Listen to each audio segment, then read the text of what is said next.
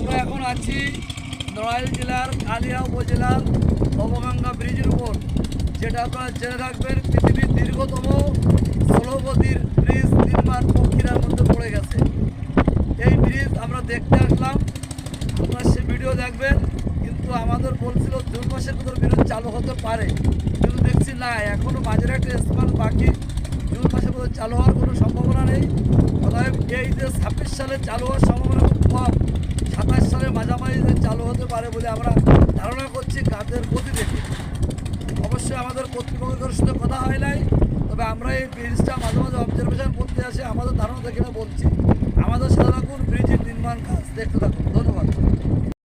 পৃথিবীর ম্যারাথন গতি ব্রিজ নির্মাণের অন্যতম ব্রিজ কালিয়া বারৈপাড়া ব্রিজ নবগঙ্গার উপরে নির্মিত। দেখেন দীর্ঘদিন ধরে কাজ চলতেছে। আমরা মনে করেছিলাম জুন মাসে কাজ শেষ হবে, কিন্তু না, এখনো একটা স্প্যানের কাজ করতে বাকি, এখন আরো 6 মাস লাগবে। এসে কাজের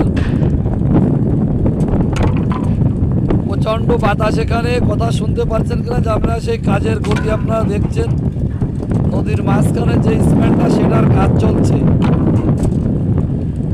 এই দেখেন, ওই যে নড়াইল থেকে কালিয়ার সঙ্গে যুক্ত করেছে যে নদী, যে ব্রিজ, সেই ব্রিজের কাজ দেখেন, ম্যারাথন গতির কাজ চলছে। এখনো 6 মাস লাগবে এই ব্রিজ মোটামুটি চলাফেরার জন্য বলে অনুমান করছে, এর চেয়ে বেশিও লাগতে পারে। এই যে আপনারা সে নদীটা দেখছেন,